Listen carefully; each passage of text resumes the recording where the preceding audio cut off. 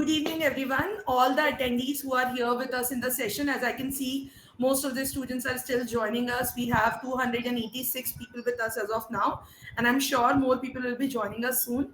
I am most happy to welcome the guest of the evening, that is Advocate Sumit Chandev. Sir is a advocate of Supreme Court of India and personally one of the best YouTubers if you want to learn about the basics and some tips about how to go about law and many other things.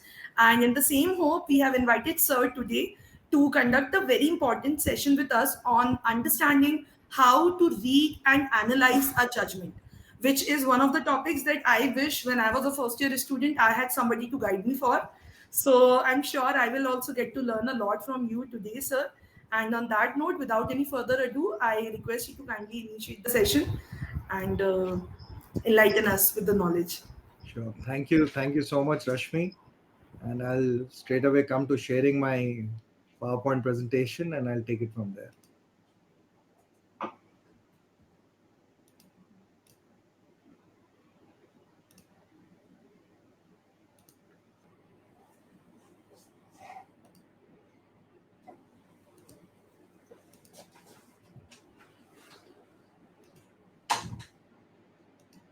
I've shared my screen. Is it visible?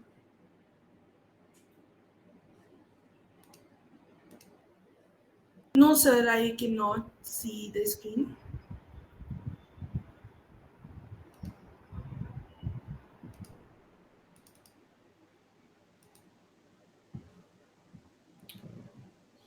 Sure. No, I'm not able to. Interesting.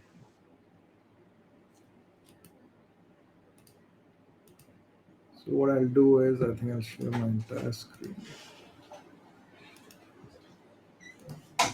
Is this visible? Something is visible? No, sir, I cannot see it right now.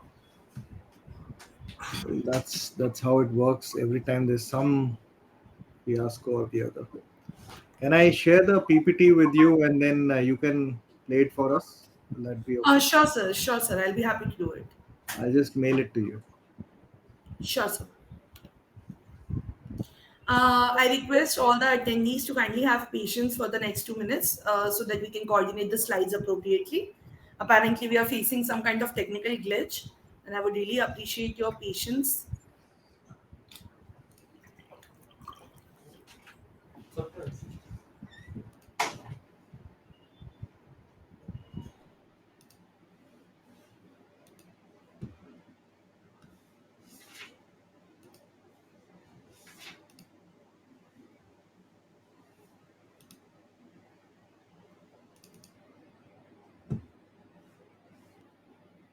Hi, sir. Just give me a second.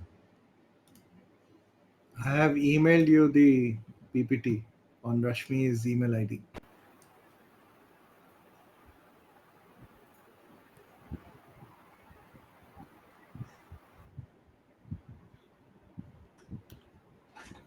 I am yet to receive it, sir. I think it will take another 30 seconds.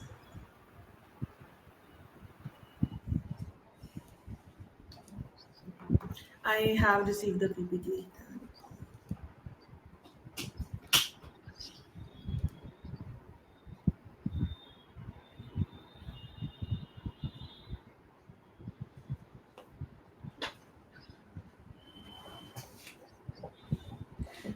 Sir, I hope my screen is visible to you. Yes, visible. All right. Okay, great.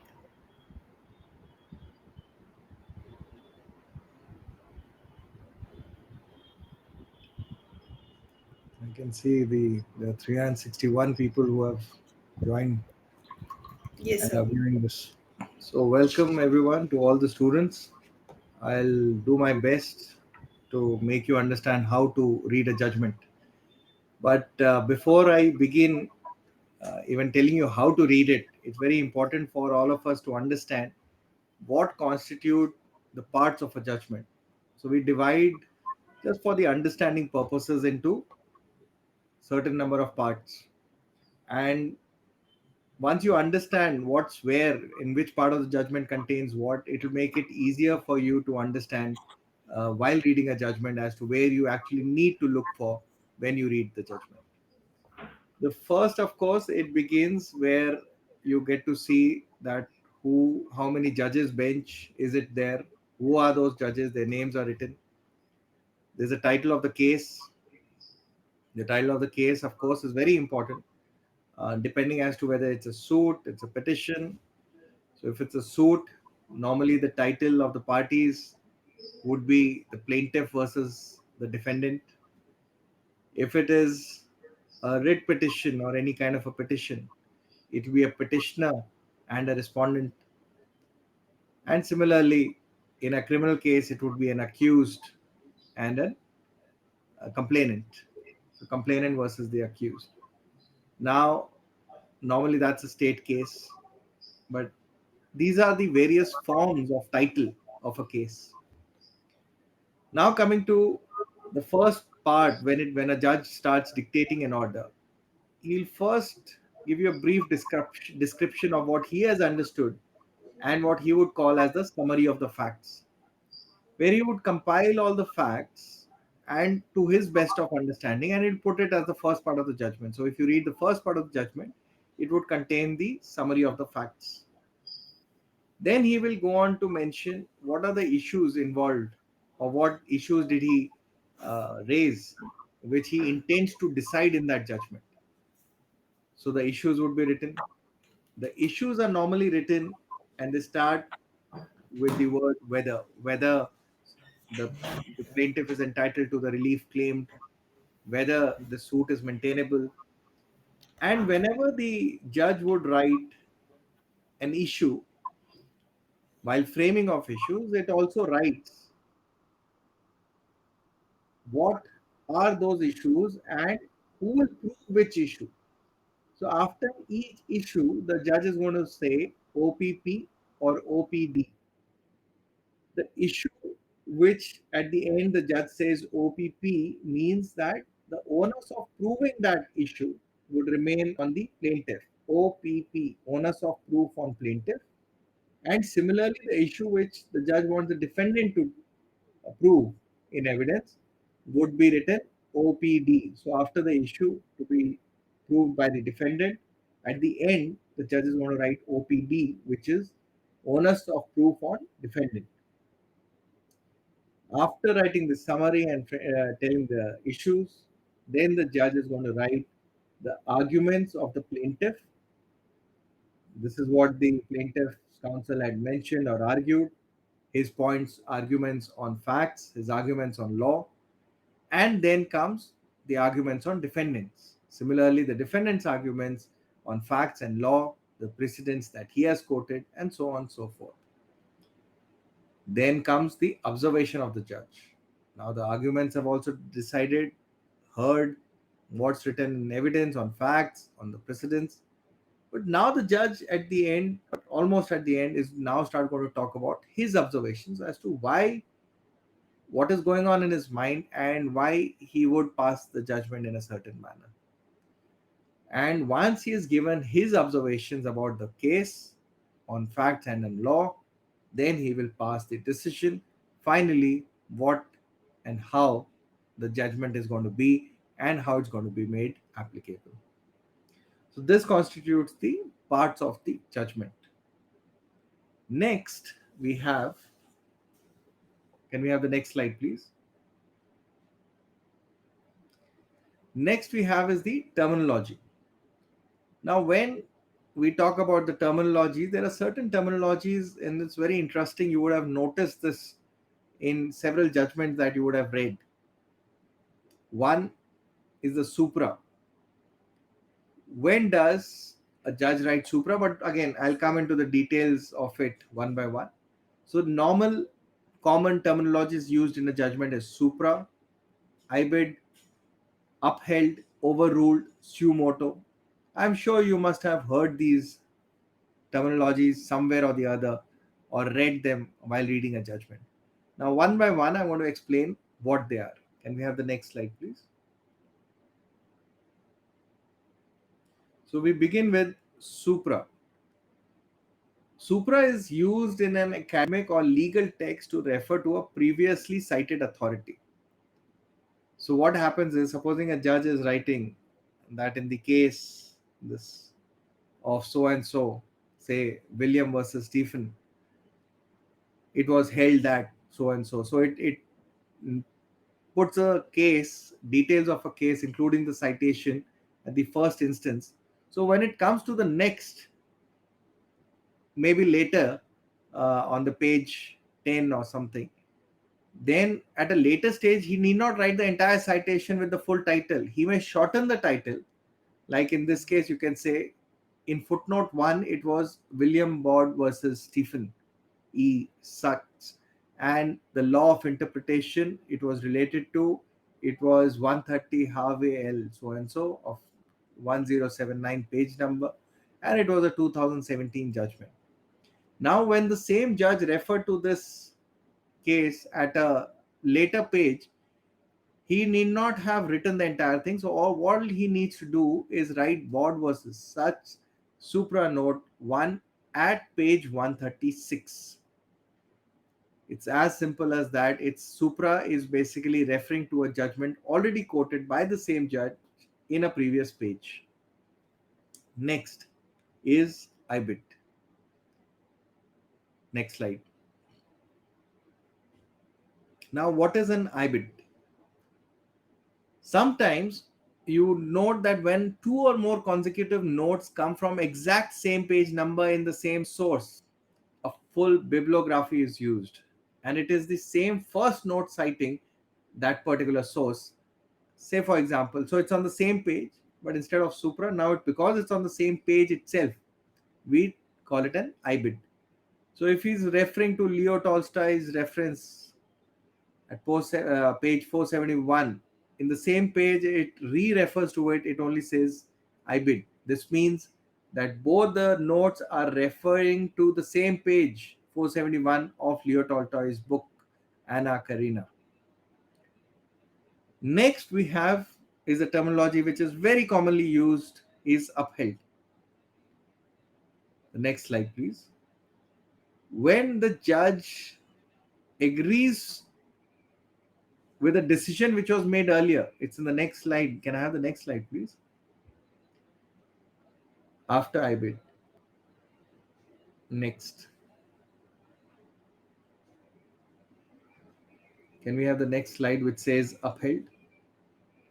Yes. So where a judge agrees with a decision which was made earlier, it may be a lower court or it may in fact even be the same court, but yes, if normally it comes from a lower court, the appellate court may choose to uphold that decision of the lower court, thereby stating that, listen, I agree to that decision which was made. So if it goes to the Supreme Court, a High Court judgment is challenged in the Supreme Court says that I agree with the views of the High Court, and therefore the law laid down or the judgment passed by the Honorable High Court is upheld, and the decision passed by in that judgment by the High Court stands confirmed. So that's the meaning of upheld. I'm sure you will have certain questions which I'll take at the end. Where the judge does not agree, it's called overrule. So it will overrule the previous judgment. So next slide, please.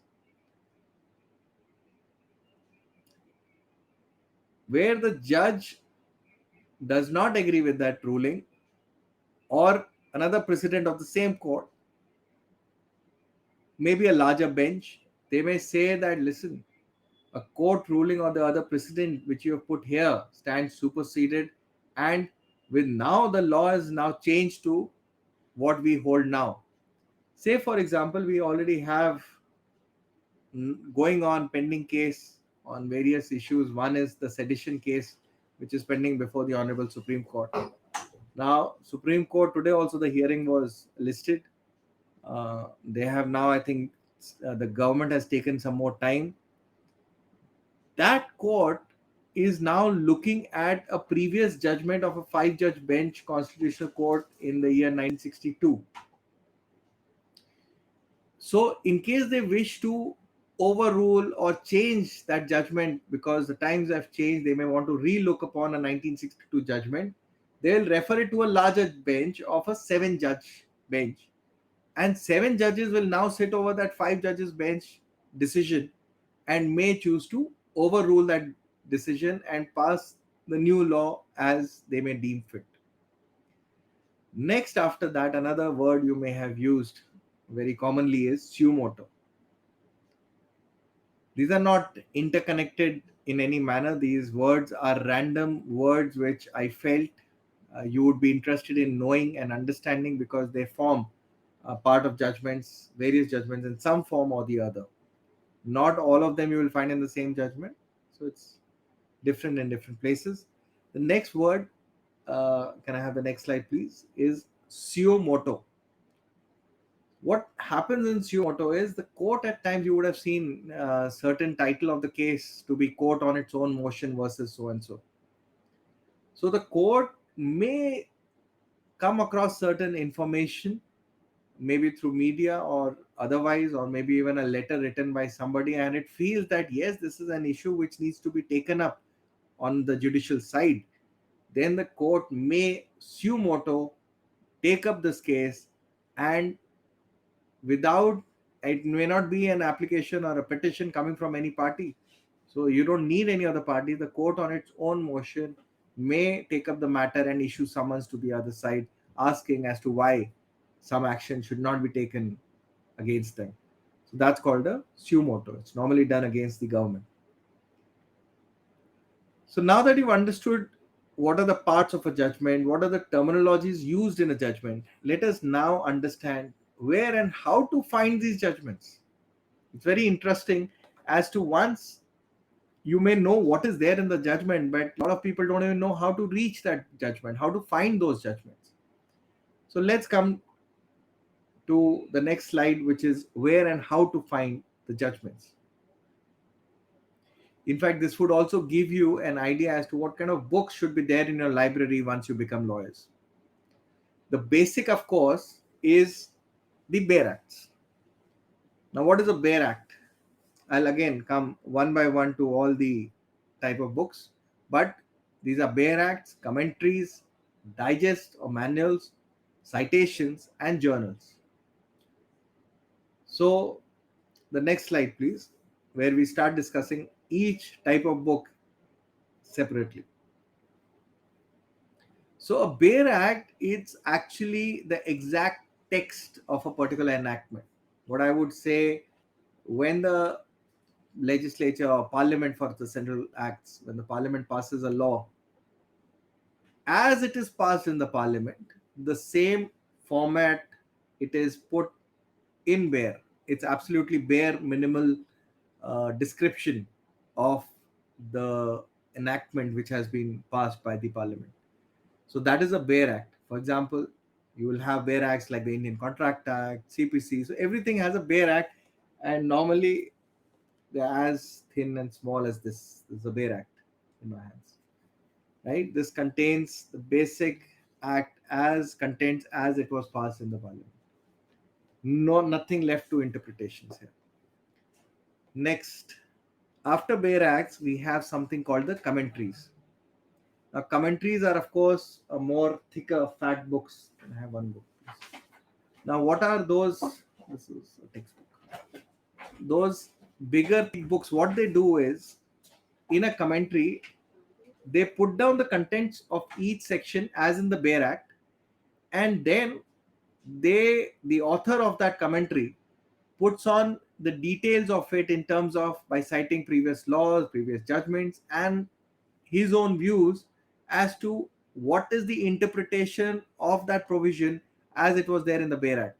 So it reproduces the Bare Act, and then it gives the descriptions and interpretation of that section, and then goes on to make the details of it by citing previous precedents. This is a commentary on administrative law by MP Jain. So where they again talk first about this section and then they go into the details of that provision. Next, we have is a journal. Now, what is a journal? Now, there are a lot of judgments which are passed. These are still commentaries. Can you come to journal, please? The next slide. So, journal is basically a book that contains all the judgments passed by the respective courts along with head notes. Now, say for example, we have a journal called AIR, the All India Reporter. This is a journal. Normally, on a journal, it will mention the name of the journal, which is AIR.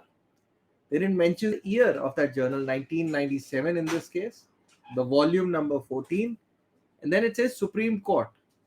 So, all judgments passed by Supreme Court in the year 1997 are and noted by All India Reporter are here in this book as they were passed by the Honorable Supreme Court. No words changed.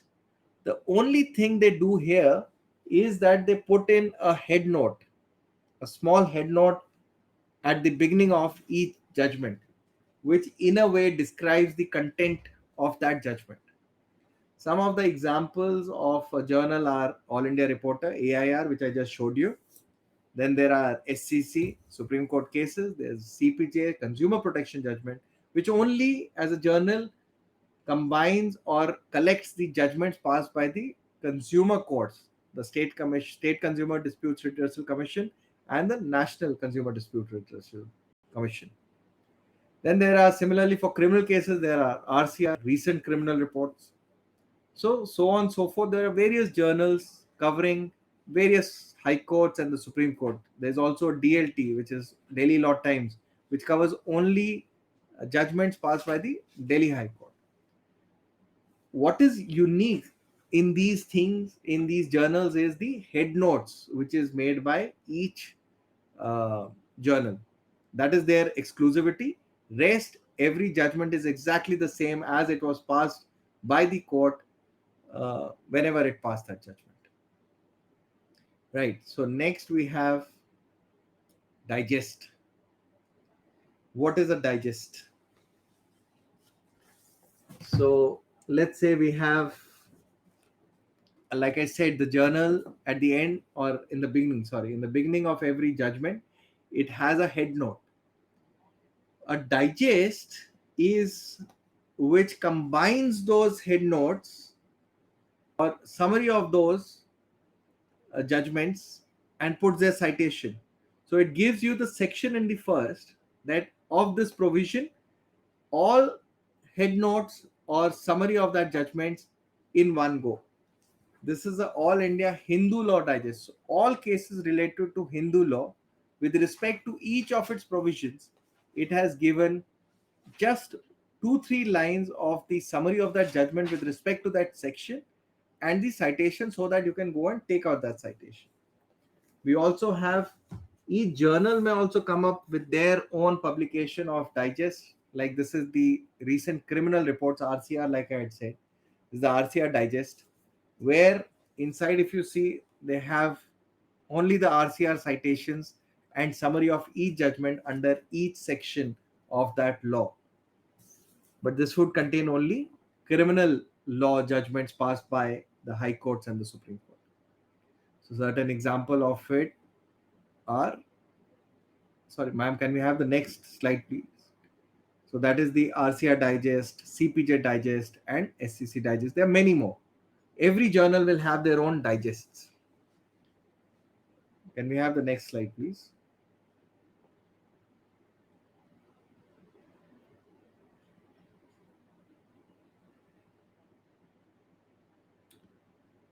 So I can only see journals. After journals is digest, which I have just concluded.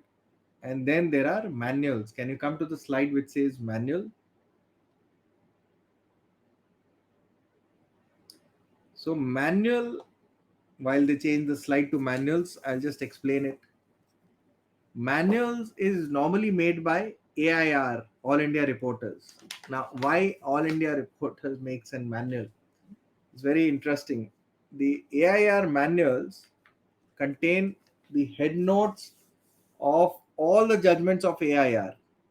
But interestingly, they also have, in addition, like a digest, in addition to that, they also have the Bare Act provision put there, the entire Bare Act of that section, and inside that, under that section, they have all judgments which were pertaining to that section and journaled in a All India report are put in this manual.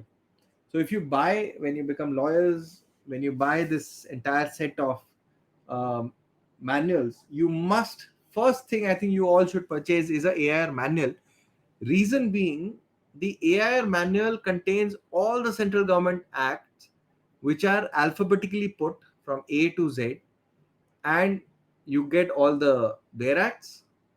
Not only Bare Acts, you get the further head notes of each section, so it's easier for you to understand the interpretation of each section. So this is a more detailed. So once you have the complete AIR manual set, you are sorted, because you don't need any other Bare Act to be purchased from time to time separately. You got a list of all in case of emergency. The reason why you need to keep buying Bare Acts is because the amendments keep coming. This would not have the manual will not have the amended provisions. So only for that reason you may have to buy the respective Bare Acts. Next slide, please. Now these you've understood what are the kind of books that are there in the law library and how to do your research to reach those judgments, and then how to read the judgment by which we had started. But now let us understand, and I'll keep it short here, what are the type of cases in the courts. Of course, there are various variety. I've just summarized it to make it more simpler. Now, first, the basic and foremost are suits. Suits in a civil case are filed. Now, interestingly, there are certain high courts, not all high courts, there are certain high courts in our country which have an original pecuniary jurisdiction. Say, for example, in Delhi, if the value of the suit is more than 2 crores, the suit is to be filed directly before the Honorable High Court of Delhi. But that is not the case in every state. Say, for example, in Haryana or Punjab, if your suit is worth multi-billion crores, it doesn't matter. You will still have to go to the district court.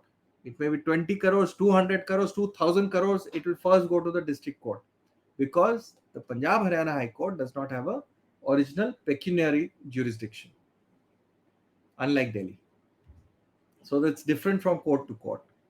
So suits can, in certain high courts, file directly in high court. Otherwise, it's in district court for sure. Then is an appeal. Appeal against a suit under section 96. You can file an appeal if the suit is decided and you do not like the judgment passed there. You can appeal against it. In certain cases, only where the question of law is involved, section 100 says you can appeal for a second time. But second appeal is very, very limited, only restricted to the question of law. Then in the high courts, you have seen, it's very common for you to have heard of writ petitions under Article 226. And there are, of course, 227 also, where writs are filed. Article 226 writs are normally concerned with your fundamental rights and those kind of things. 227 is the jurisdiction over the other courts, the tribunals. So supposing I have an order against the Central Administrative Tribunal,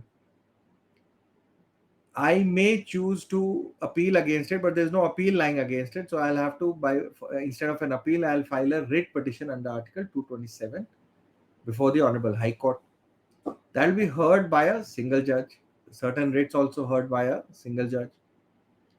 And if that single judge passes a decision which I wish to appeal, I need not necessarily go straight to the Supreme Court in SLP. I may file an LPA, which is also letters patent appeal, which will be heard by a larger bench against the decision in that writ. So appeals against writs are called LPAs. Then, of course, in Supreme Court, there are different kind of terminologies used when we file a case. Normally, any challenge of an order of a high court we will go to Supreme Court by way of a SLP, which is a special leave petition under Article 136. Now, what is a special leave petition? In a special leave petition, we basically seek the leave, a special leave of the Honorable Supreme Court to file an appeal or to convert that as an appeal. So if your SLP is decided and the Supreme Court feels that yes, it needs to be heard in detail, it'll convert that petition under as an appeal. Now, why that difference? In fact, my associate Pooja told me about this today morning itself, and very interesting, even I didn't know this, that an SLP is a provision under the Constitution of India under Article 136. So Supreme Court, when you go using the Constitution of India by way of a special leave petition.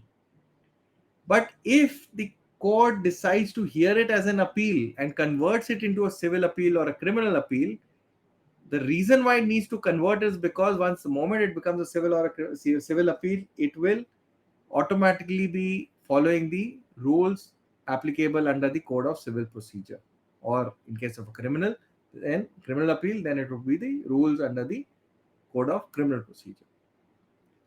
Supreme Court has also one very interesting aspect, which is there, of course, in the High Court under Article 226. The writ jurisdiction of the Supreme Court is under Article 32 of the Constitution of India. We then have the review petitions. So supposing a case is decided in the Supreme Court, you're not very happy with the order, that is the apex court. Where do you go? First and foremost, you go back to the same judge.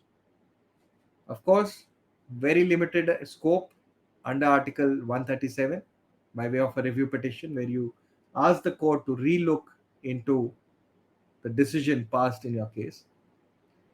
And in case the judge chooses not to hear or not to allow your review or does not make any change, you have one last option, and that is the curative petition. Again, very, very sparingly used and very restricted. In fact, there is no provision under the Constitution for a curative. It was first decided under the Ashok Hura case in 2002. So these are the Supreme Court and the High Court, the cases which come up before the High Court and the Supreme Court. And of course, Supreme Court is the court of record. So all the judgments passed by the Supreme Court and High Court in certain matters get carried away in the journals, like I showed you how to read those journals. And that is why they are also called the court of record. Next slide, please. Now that you've understood the various aspects of judgment, the kind of cases in various courts, let us understand what constitutes precedence. And not every judgment becomes a precedent. It's very interesting here. Can we have the next slide, please? So when you look at a judgment, certain judgments, we divide them into certain aspects. I'll show you when the slide changes to a slide called Precedence. That's the next slide.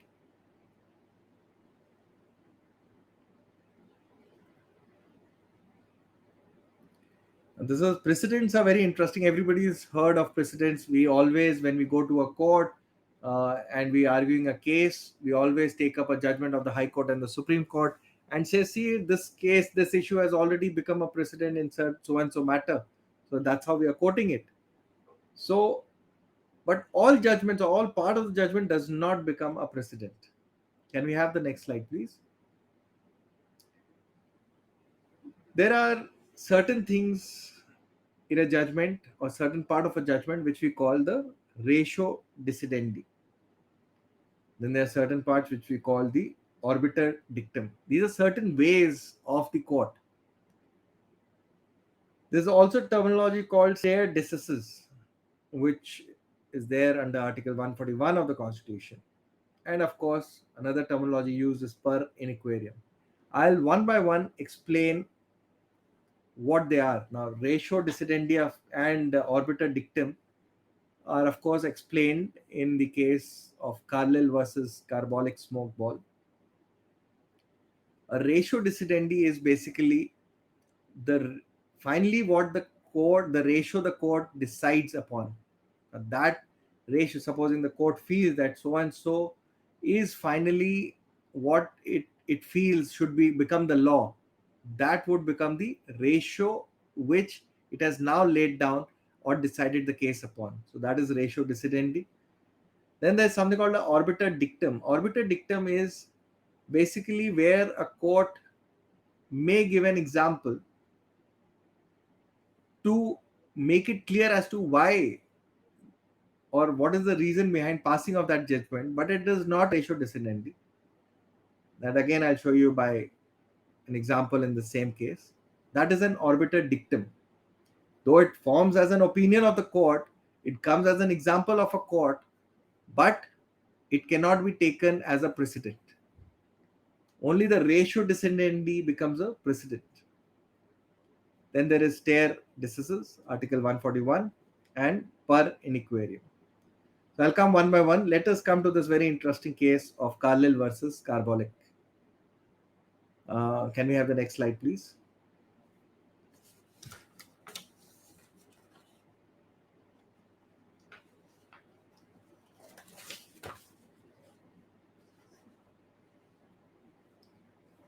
So what happens in this case is very interesting, is that a company offered by way of an advertisement to pay rupees 1 lakh to anyone who contracts the increasing epidemic influenza, cold, or any diseases caused by taking its medicine.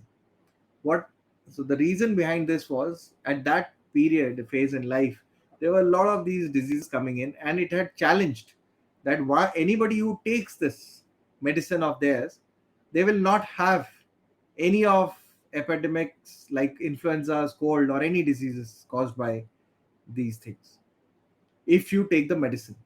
Now, to assert their authority over it and make people believe in it, they advertise that, listen, anybody, if they come after taking the medicine, it's a challenge, nobody will suffer any influenza or cold, but if they do, we will give them 1 lakh rupees.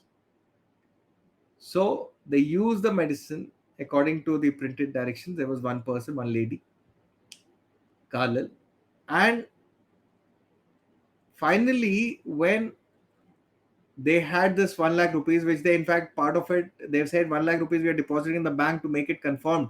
We will give this money in case we suffer, anybody suffers influenza after taking this medicine.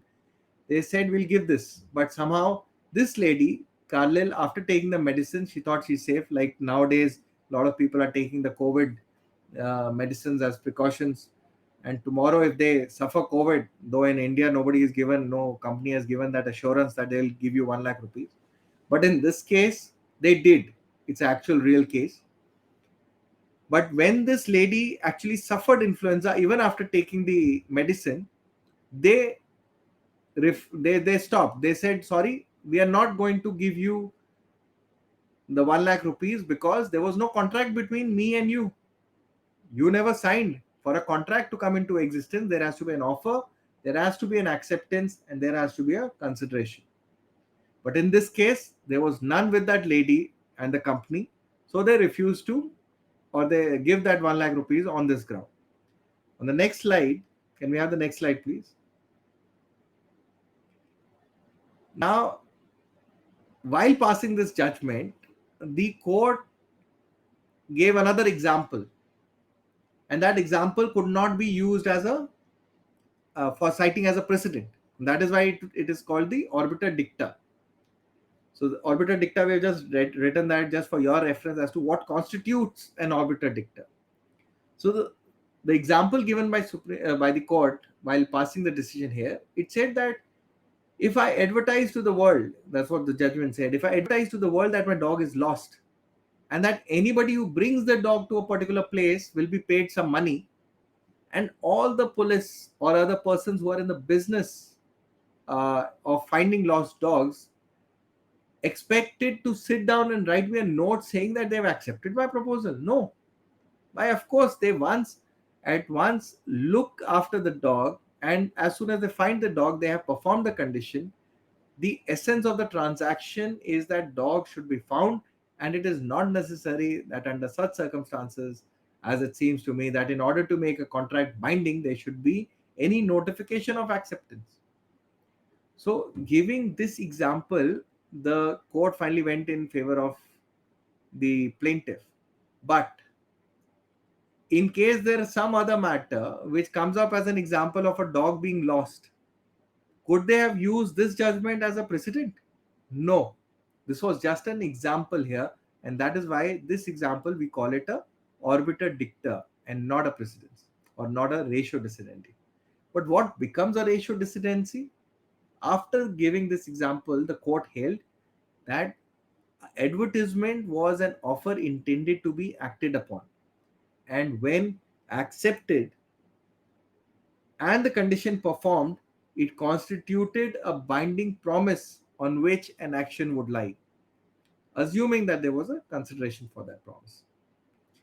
Now, same thing, but now the court has laid down its mind, and this becomes a ratio decidendi, which can be used as a precedent in other cases.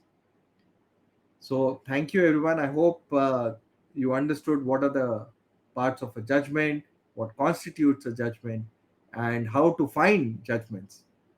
I hope that would summarize everything that you need to know about judgments. Thank you so much. We have 10 minutes. If somebody has some questions, we can take that up.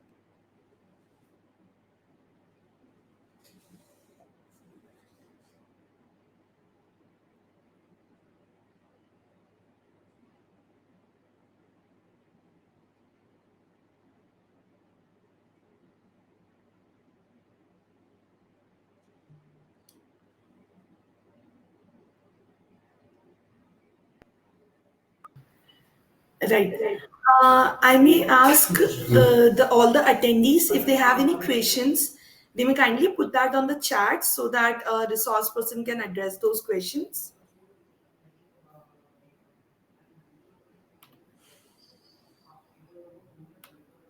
As I can see, the Q&A is already there. There is So there is a question. Can I'll go with the first Ratio question. decidendi and Orbital Dictum. Yes, I'm looking at a lot of question. I'm just And Orbital Dictum is going at used the as a top so that precedence. we can start. What happened in Ashok versus Hurra? That is the first question. See, concept of curative petition was first decided there. And that's what I said. I don't know whether you heard it at that time. But curative petitions came into existence with that judgment. So where the court said that, okay, if you find there is a still an error which can be looked upon, which has been missed out even in review, you can come back because this is an apex court and we have to give at least one last opportunity, provided you are able to show to us that it was something very important which has been missed for some reason. Yes, The next question is, can students use AIR manuals? of course you can use. For what purpose I don't know, but you everybody should use AIR manuals. In fact, like I said, AIR manuals is a set of, I think, about 30-40 books, uh, bound books, which contains all the central government bare acts. So it will at least for emergencies you will have all the bare acts at hand with you all the time.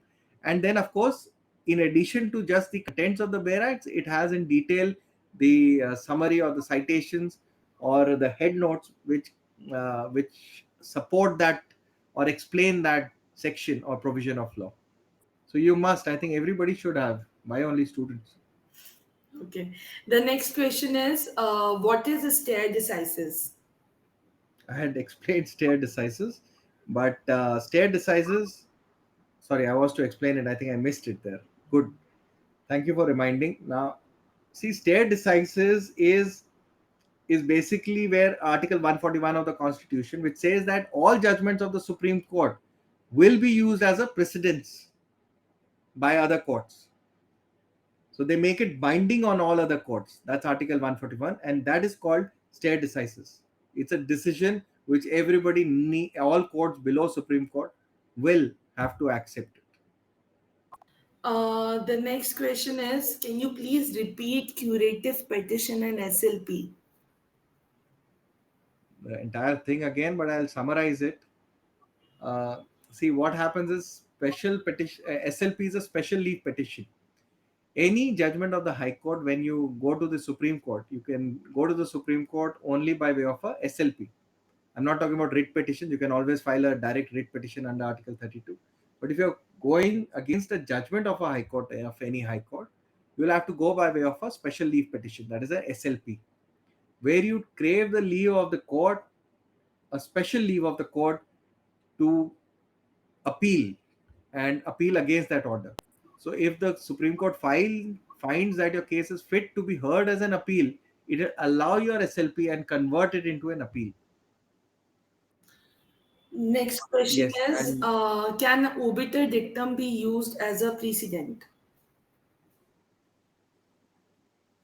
I mean that's what I said. It's a non-binding portion of the judgment. See, it's an observation of the court. It's not binding. It's like I gave you that example. It cannot be used as a precedent. In fact, I had mentioned that in the judgment itself. The judgment of Carlyle and Carbolic, where I gave an example, I clearly mentioned what was an Orbital Dicta. It was an example quoted by the judge to explain why he's passing that decision. So yes, it definitely cannot be used as a precedent. Ratio decision. I think a lot of people are still not clear about ratio decidendi and Orbital Dictum. Let me. What do I do? I'd given an example. Should I give that example? Should I open the slide so that you can go through that judgment again? Sir, I think that you can just, briefly explain the concept, and we will be sharing the reading materials with the students. So, supposing in a case where the judge holds that, see, in this case, what had happened was there was a contract, or say for example, a company, to prove its bona fide, comes up with a vaccination. If you take my vaccination, say it's Covishield, so it's you take Covishield, and Covishield pharmaceutical companies say that you take Covishield, and I guarantee you nobody will have COVID if you are vaccinated with Covishield. To build its authenticity, say for example, the Covishield company says that I will, in case you still contract COVID, I will give you 1 lakh rupees. So people trusting that will start taking more of Covishield instead of Covaxin. Towards the end, what will happen in case somebody finally suffers COVID despite having the vaccination? That person goes to Covishield company and says, listen, I had given you, you had promised to give me 1 lakh rupees. I've suffered because of you. Please give me 1 lakh rupees.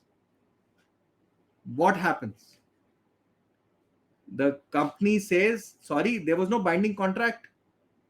So now, judge, while deciding this case, says that Covishield company was wrong. And it gives an example. Say for example, if a dog is lost, and the owner says that, listen, if the dog is found, I'll give whoever finds the dog for me, I'll give you 1 lakh rupees.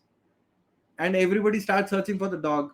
When you find the dog, it doesn't mean that just because it was not expected that every dog finder would start putting a consent or an acceptance to this proposal. The very act of finding the dog and bringing it to the owner shows that the contract was completed. So the owner will be liable to pay. This is an example the judge gave to satisfy that Covishield case. This example in itself becomes Orbital Dictum. And now the court says, raise down the ratio, that in such cases, if the advertisement was an offer which intended to be acted upon, and if it gets acted upon, it becomes binding. This ratio, this line, will become ratio decidendi. That is the final observation which will be used as a precedent. And that story of that dog, which was taken as an example to decide the Scoville case, will become Orbital Dicta, which is just an example, not to be used as a precedent.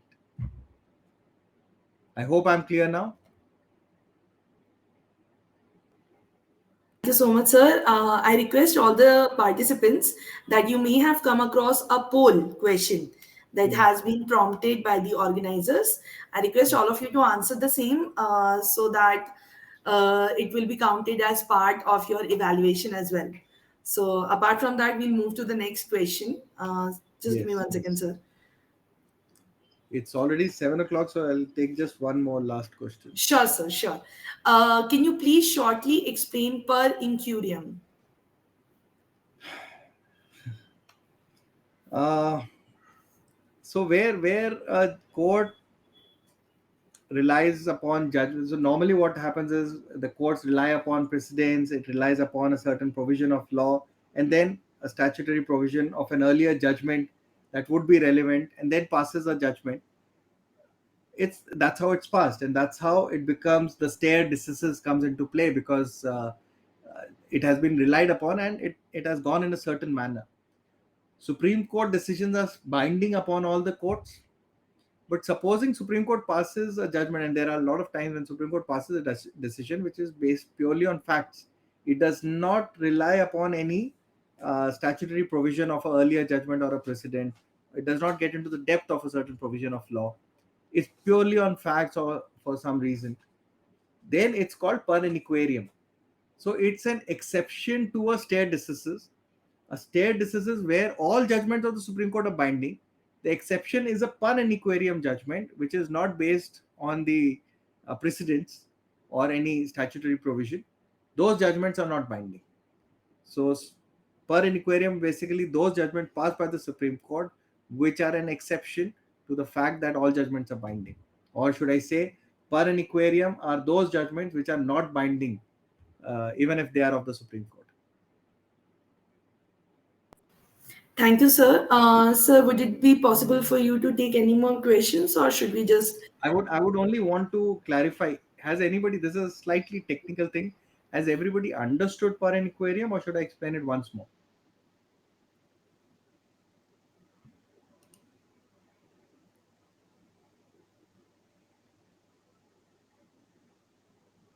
Students, you may Okay, kindly I hope I'm put clear. your inputs on the chat box. However, I cannot see any questions in relation to per inquirium. So I think It's clear. understood. Please explain Hina once Gupta more. says It's it's clear, clear. done. I think there are multiple opinions, sir. Some students See, are very clear so with it. I'll just one last time I'll explain this, and then I think we'll conclude. Sure. So like I said, there's something called stare decisis. Stare decisis says, and that is Article 141 of the Constitution, where all judgments passed by the Supreme Court are binding on the lower courts. Stare decisis is clear. Can you please answer that one by one so that I go step by step by asking you questions? Everybody's clear with stare decisis. Great. So now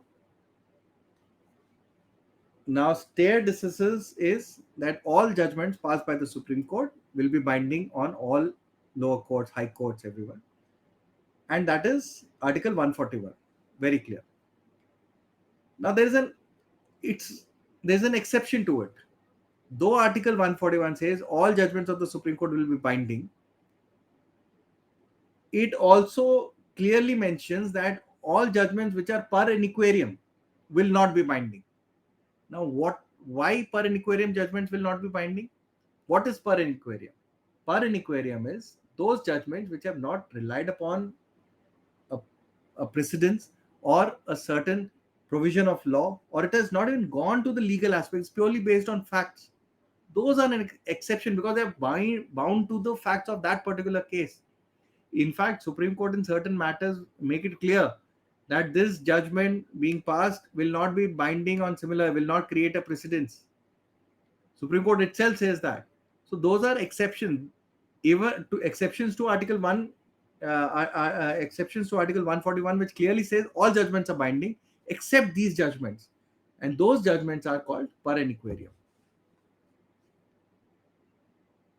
Now is it clear? Per inquirium and stare decisis. I think you have explained it very well, sir. I don't think anyone can explain it Thank you. any better than this. On this Thank you. note, unfortunately, we have already reached the end of this workshop, and sir has to take our leave because he has some other engagements. I hope this has been a very learning session for every single one of you. For all of those who still have a lot of questions, you can share your questions on the WhatsApp groups that we have created, and we'll be more than happy to answer all those questions. And thanks a lot, sir, for taking out your invaluable time today. I know it's been very difficult for you to take out this hour for us, but I'm sure all the students and including myself, we really appreciate your time and effort. So thank you so much for joining us today, sir. Thank you so much. Thank you. Yes, sir. Thank you. In conclusion, this is for all the students. Uh, uh, every single one of you who wants to get a certification for this particular workshop with LEDX, I request you to kindly fill in the feedback forms that you will be receiving after this session. Because on the basis of those feedback forms, you will be receiving your certificates, the reading material of the course, as well as the PPTs that have been shared by sir.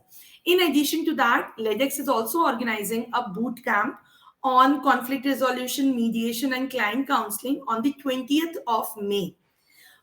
As you have attended this particular free session with us, you will be receiving a discount coupon of 50%. The costing of the bootcamp is very nominal. It's only rupees 500.